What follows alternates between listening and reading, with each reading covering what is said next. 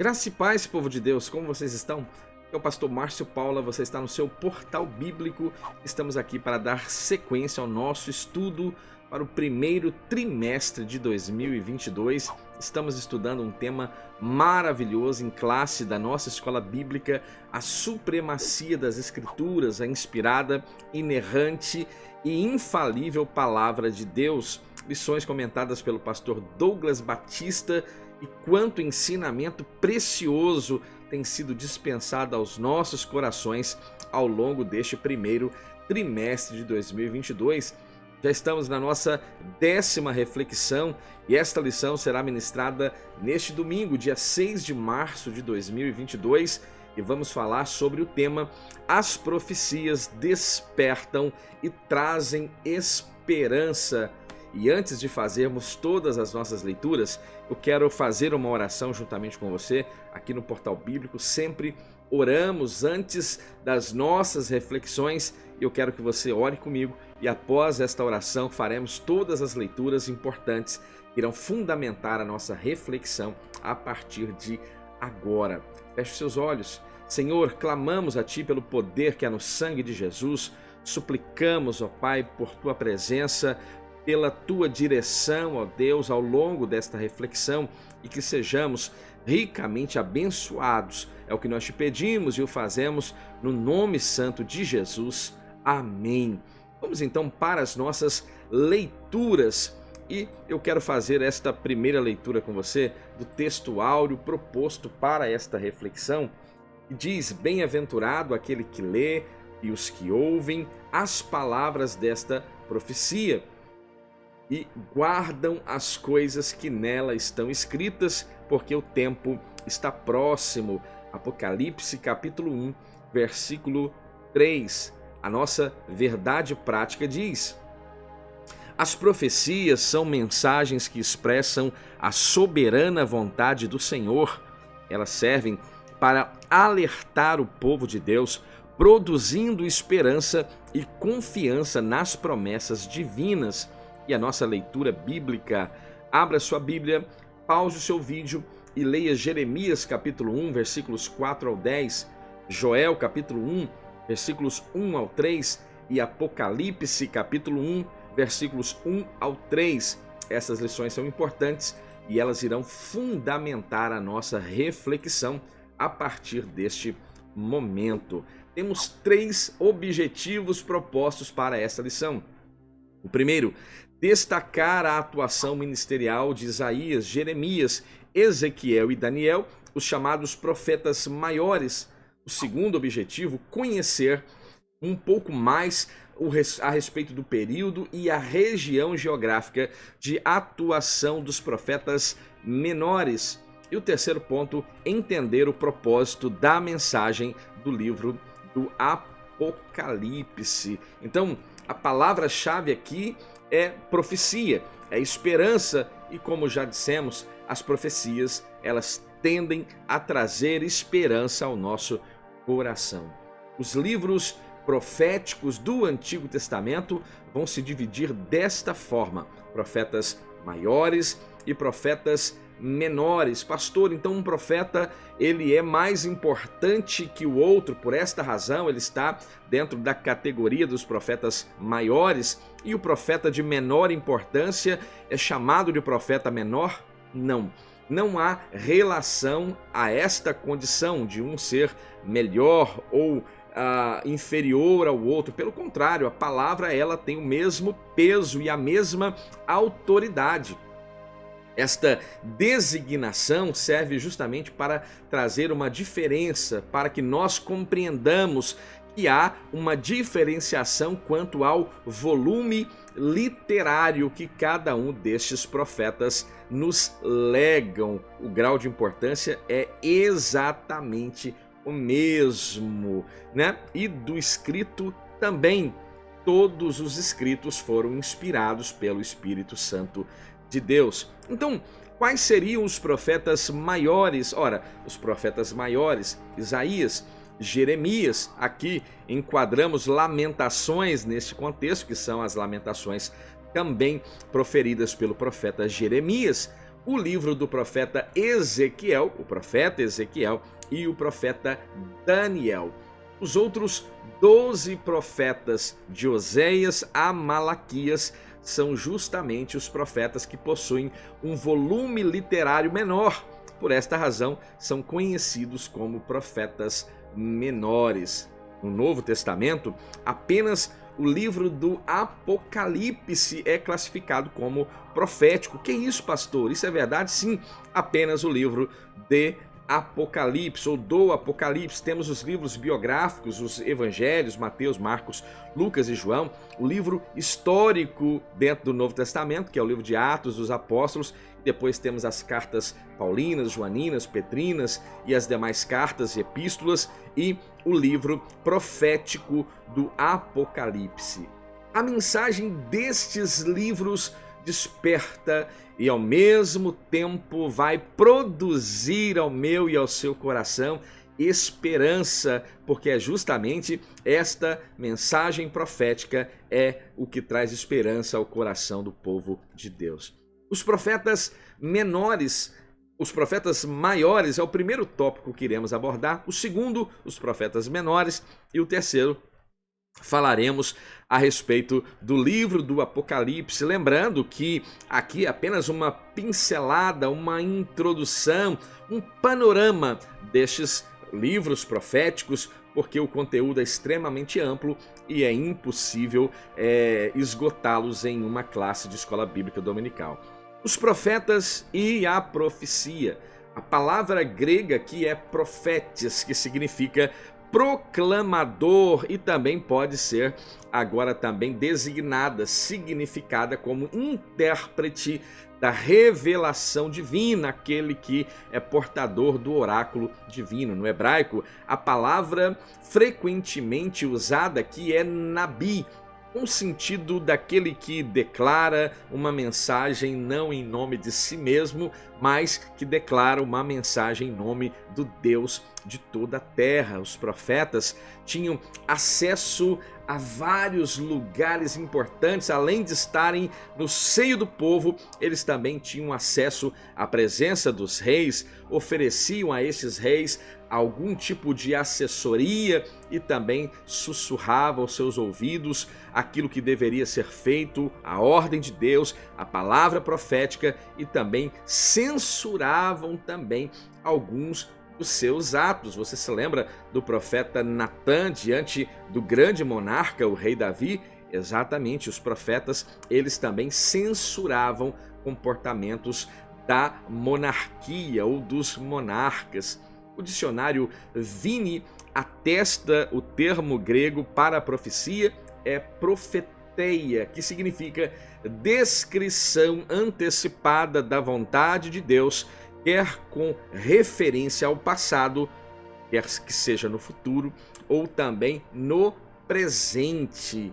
E a Bíblia registra que Deus falou muitas vezes e de várias maneiras por meio dos profetas. Hebreus capítulo 1, versículo 1, e ele revela também, o escritor aos Hebreus, que nos últimos dias falou-nos então através da pessoa bendita de Cristo Jesus. Então, Cristo Jesus falando ao nosso coração é claramente superior a qualquer profeta. Os profetas Isaías e Jeremias. Isaías e Jeremias profetizaram no reino de Judá. É bom termos em mente aqui que agora o reino está dividido. Quando falamos o reino de Judá, estamos falando da região sul do território de Israel, e a capital é justamente a cidade de Jerusalém, e na parte setentrional, na parte norte, temos o reino do norte, conhecido como reino de Israel, que agora, a partir do tempo de Acabe, do pai de Acabe, a cidade de Samaria tornará a ser a capital do reino do norte. Então, Isaías denuncia a rebeldia do povo, apontou o cativeiro como juízo divino, predisse o retorno de Judá do exílio, profetizou a respeito de Cristo. Por esta razão ele é conhecido como profeta messiânico, profetiza como o nascimento de Jesus seria dado através de uma virgem. A virgem conceberá e dará luz a um filho, a sua descendência davídica, veja, e seu ministério libertador. O ministério do profeta Isaías é algo glorioso e você deve fazer a leitura dos 66 capítulos do livro do profeta Isaías. O profeta Jeremias, por sua vez, é o profeta das lágrimas, o profeta chorão. Igualmente vai vaticinar a queda de Judá, vai profetizar a queda de Judá por causa do pecado. O pecado, ele arruína o relacionamento do povo de Israel, de Judá para com Deus, e continua arruinando os nossos relacionamentos com Deus. O pecado, ele faz separação entre nós e Deus. Ele também anuncia, tal como o profeta Isaías, ele vai anunciar restauração de um remanescente, e também profetiza a chegada de Cristo como um renovo de justiça. Dentro das lamentações temos o registro do clamor de Judá pelo perdão divino. Ambos os profetas, Isaías e Jeremias, anunciaram despertamento e esperança. Nas lamentações, quero trazer à memória aquilo que me traz esperança. Palavra profética traz esperança ao nosso coração. Os profetas Ezequiel e Daniel vão profetizar em um período de tempo muito pontual e específico, que é justamente durante o cativeiro babilônico. Judá estava exilado agora na Babilônia e mantinha o seu coração ainda obstinado, desobediente, longe de Deus.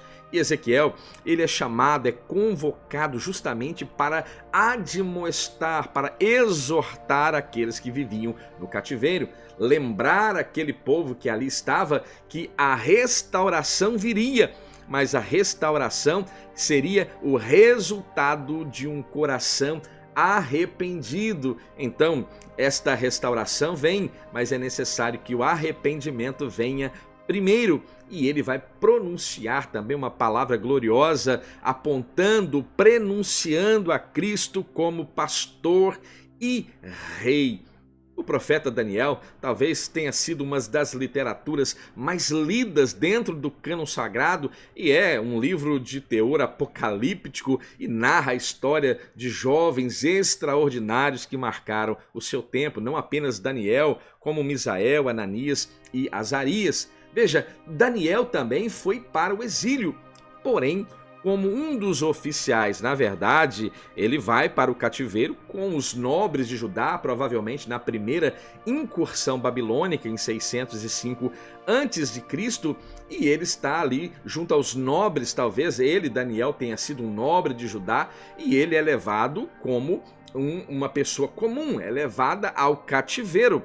E dentro do cativeiro, nós percebemos que essa nobreza vai ter um trato diferenciado, e no meio deste trato diferenciado, Daniel, ele se destaca e ele faz toda a diferença no seu tempo, e a vida de Daniel vai marcar não apenas aquele momento, e também deixa-nos um legado extraordinário que nós temos em mãos até hoje, que é justamente este livro fantástico de Daniel. Então, ele está agora como um dos oficiais da corte babilônica e vai atuar também na corte medo-persa. Que coisa gloriosa! A Babilônia cai, mas Daniel não cai. Daniel prevalece. Ele entende que o cativeiro de Judá está para acabar e que duraria apenas 70 anos. E como ele descobriu isso, pastor? Ora, lendo os escritos do profeta Jeremias. Esta é a fonte de informação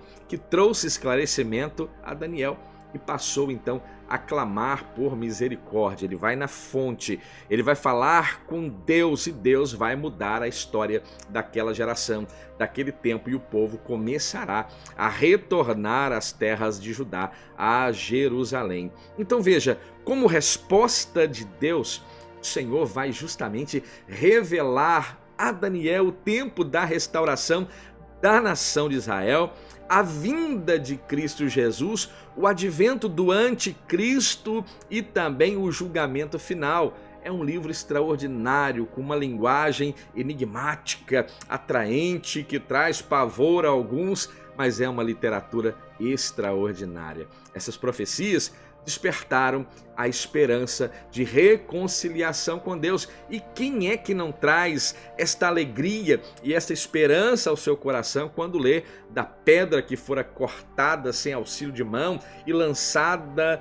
contra os pés daquela grande estátua do sonho de Nabucodonosor? Ora, quando nós entendemos que esta pedra é Cristo, isso traz grande alegria e gozo ao meu coração. E aí? Ao seu coração também esta palavra traz algum alento? Estamos vivendo dias de densas escuridão terrível está diante de nós, mas nós temos esta esperança, e esta esperança é Cristo Jesus. Os profetas menores, veja, o mesmo nível de importância dos escritos dos chamados profetas maiores também é dada aos profetas chamados menores. Os profetas do Reino do Norte, que estão profetizando na parte setentrional, na parte de cima do mapa. Se você tem um atlas bíblico, você tem o desenho do território de Israel naquele tempo, e você vai perceber que na parte de cima está o reino de Israel. Então veja, alguns profetas vão profetizar para este reino. Profetas que nem são profetas literários, como o profeta Eliseu, profeta Elias, profetizam no Reino do Norte.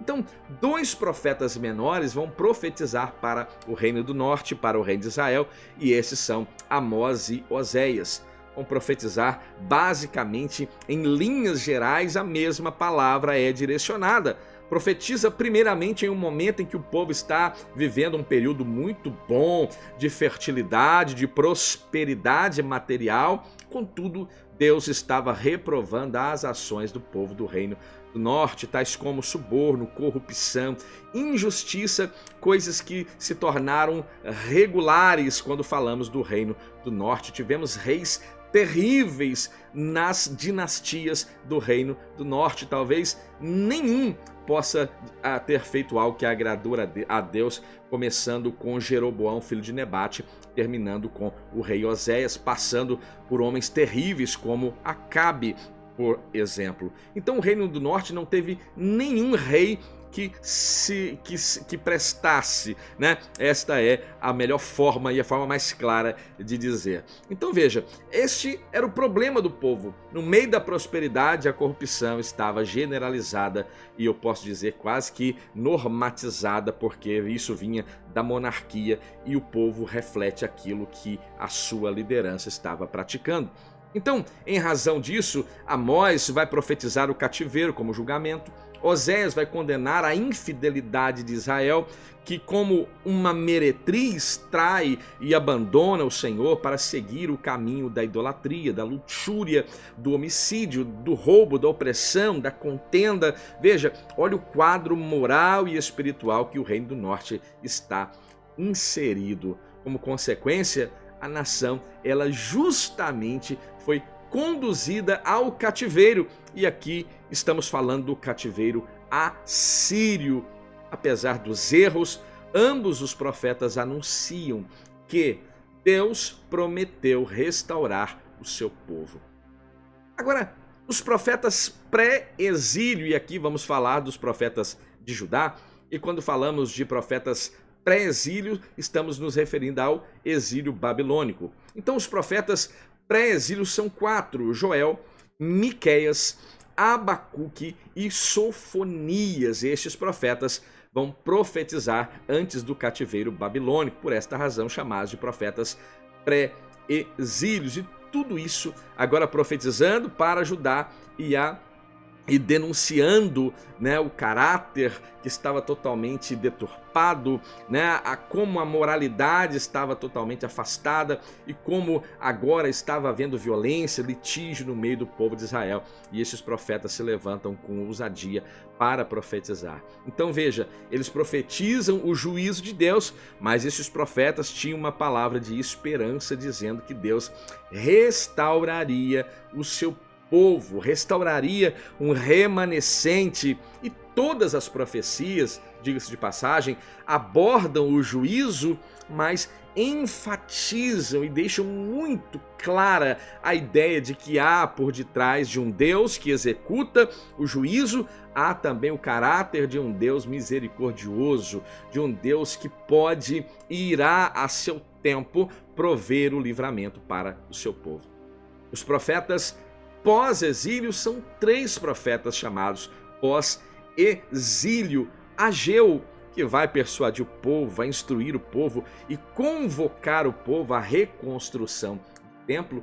Depois temos o profeta Zacarias. Ageu e Zacarias foram pessoas extraordinárias em um período difícil e foram importantíssimos para justamente alimentar o desejo do povo a retornar à comunhão com Deus, quando o templo estava sendo reerguido, um momento de muita dureza no meio do povo. Esses profetas foram, sem sombra de dúvidas, muito importantes nesse período. Zacarias, né, anima o príncipe Zorobabel, dá uma palavra de conforto a Josué, o sumo sacerdote. Veja, estes profetas de fato marcaram o seu tempo e nos deixaram um legado extraordinário. Zacarias diz de forma clara, né? Não é por força nem por violência, mas é pelo meu espírito. Olha que palavra gloriosa. No meio do caos, num momento de instabilidade, de reconstrução, o Senhor estava dizendo o meio pelo qual a restauração viria. Ele também é chamado. Você sabia que Zacarias também é conhecido como um profeta messiânico? Pois é,